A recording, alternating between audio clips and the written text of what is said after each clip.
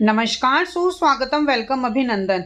मैं हूं वंदना Raheja from प्रोटेक्स corporate solutions और आप देख रहे हैं हमारा यूट्यूब चैनल प्रोटेक्स कॉर्पोरेट सॉल्यूशंस वंदना रहेजा। फ्रेंड्स, आज के इस वीडियो में हम डिस्कस करेंगे कि बजट 2022-23 के थ्रू इनकम टैक्स में कौन से की चेंजेस प्रपोज किए गए हैं। सबसे पहले दोस्तों, अगर आपने अभी तक मेरे चैनल को सब्सक्राइब नहीं किया है तो आप उसे अभी सब्सक्राइब कर दीजिए और हाँ, मेरी वीडियो को लाइक और शेयर करना मत भूलिएगा, क्योंकि इससे मुझे मोटिवेशन मिलता है आपके लिए ऐसी वीडियोस को आगे लाने के लिए। तो दोस्तों, वीडियो स्टार्ट करते हैं। सबसे पहले हम बात करते हैं कि इनकम टैक्स एक्ट में न्यू सेक्शन 139(8)A और 140B ऐड की गई है, जिसका टाइटल है अपडेटेड ITR। अभी तक ओरिजिनल ITR सेक्शन 139(1) में और बिलेटेड और रिवाइज्ड ITR सेक्शन 139(4) एंड 5 में फाइल की जा सकती थी असेसमेंट ईयर की 31 दिसंबर तक। मीन्स ऑडिटेबल ITR को ड्यू डेट 31 अक्टूबर के बाद 2 महीने मिलते थे और नॉन ऑडिटेबल ITR को ड्यू डेट 31 जुलाई के बाद 5 महीने मिलते थे। अब उसके बाद असेसमेंट ईयर के आखिरी दिन मीन्स 31 मार्च तक व असेसमेंट ईयर ख़त्म होने के 12 महीने के अंदर मीन्स फाइनेंशियल ईयर ख़त्म होने के 24 महीने के अंदर अपडेटेड ITR फाइल करने का ऑप्शन दिया गया है। अपडेटेड ITR के साथ नॉर्मल टैक्स प्लस ब्याज का 25% एडिशनल टैक्स जमा कराना होगा अगर फाइनेंशियल ईयर के 12 महीने के अंदर आप ITR फाइल करते हैं तो।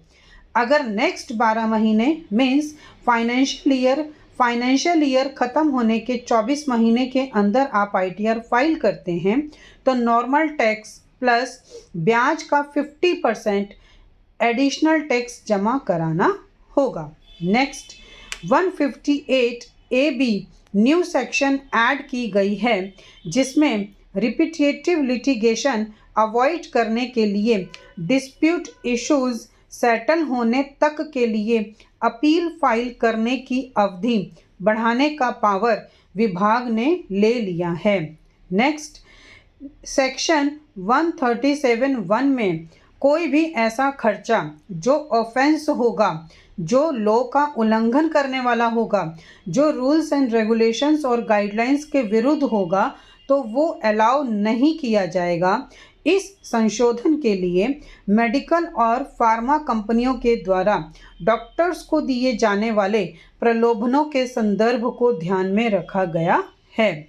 नेक्स्ट, इंटरेस्ट को डिबेंचर में कन्वर्ट किया गया है, तो धारा 43B के लिए पेमेंट ऑफ इंटरेस्ट नहीं माना जाएगा। नेक्स्ट, धारा 201(1)A में TDS डिफ़ॉल्ट के मामले में असेसमेंट तक का ब्याज लगेगा।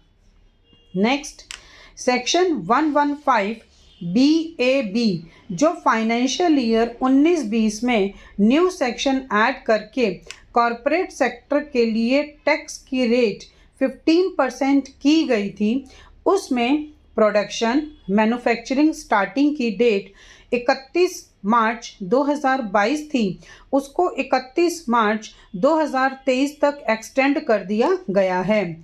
सेक्शन 115JC कोऑपरेटिव सोसाइटी के सरचार्ज 18.5% से घटाकर 15% कर दिया गया है। कॉरपोरेट सेक्टर के बराबर लेवल प्लेइंग फील्ड दिया है। नेक्स्ट, सेक्शन 80CCD अब राज्य सरकार के कर्मचारियों को भी सेक्शन 80CCD में सैलरी का 14% तक कंट्रीब्यूशन को छूट मिलेगी। पहले इसकी कैप 10% थी। सेक्शन 80DD में किसी हैंडीकैप डिपेंड के लिए LIC या कोई एन्युटी प्लान लिया है और सब्सक्राइबर की डेथ हो गई हो तो डिपेंडेंट हैंडीकैप द्वारा चुकाई गई राशि पर छूट मिलेगी और हैंडीकैप को मिलने वाला भुगतान टैक्स फ्री होगा। नेक्स्ट, सेक्शन 56(2)(x) कोविड के इलाज के लिए किसी भी पर्सन द्वारा मिली सहायता टैक्स फ्री होगी। इसके अलावा कोविड के दौरान डेथ हो जाने पर 12 महीने के दौरान परिजनों को मिलने वाली सहायता भी 10 लाख रुपए तक मुक्त होगी। सेक्शन 206(a)(b) और सेक्शन 206(c)(c)(a) पिछले साल इंट्रोड्यूस हुई थी। इसमें 50,000 रुपये का TDS कटने के बावजूद भी पिछले 2 सालों की ITR नहीं भरने वालों का डबल TDS कटना था, जो अब 1 साल के डिफ़ॉल्ट पर ही डबल डिडक्शन करना होगा। नेक्स्ट, धारा 194(IA) में अब प्रॉपर्टी की DLC, सर्कल रेट या कंसिडरेशन जो भी ज़्यादा हो उसका 1% TDS डिडक्ट होगा। नेक्स्ट, न्यू सेक्शन 194(R) अब अगर किसी को 20,000 रुपये से ज़्यादा का इन काइंड में भुगतान होगा तो 10% का TDS कटेगा। नेक्स्ट, इंडिविजुअल प्लस HUF पर ये प्रावधान तब लागू होगा जब उनके बिजनेस का टर्नओवर 1 करोड़ या प्रोफेशनल की रिसिप्ट 50 लाख से ऊपर हो। नेक्स्ट, न्यू सेक्शन 194(S) अगर किसी ने वर्चुअल डिजिटल एसेट 50,000 या अधिक की खरीदी है तो 1% TDS काटना होगा।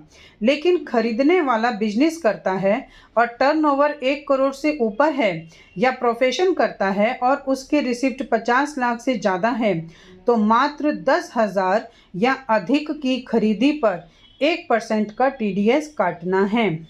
Next, section 115(BBH) virtual digital asset बेचने से होने वाली इनकम पर फ्लैट 30% टैक्स लगेगा। कॉस्ट ऑफ एक्विजिशन के अलावा कोई और डिडक्शन नहीं मिलेगा। सेक्शन 68 में वेंचर कैपिटल फंड व सेबी में रजिस्टर्ड वेंचर कैपिटल कंपनी द्वारा इन्वेस्ट किया गया है तो सोर्स ऑफ सोर्स साबित करने की ज़रूरत नहीं है। धारा 148(a)(d) में ऑर्डर पास करने के लिए अप्रूवल ले ली गई है। उसके बाद धारा 148 का नोटिस देने के लिए दुबर चीफ की अप्रूवल की ज़रूरत ख़त्म कर दी गई है। सेक्शन 12 और 1023(c) में लेवल प्लेइंग के लिए संशोधन किए गए हैं। First, mandatory books of accounts prescribe करने का प्रावधान है।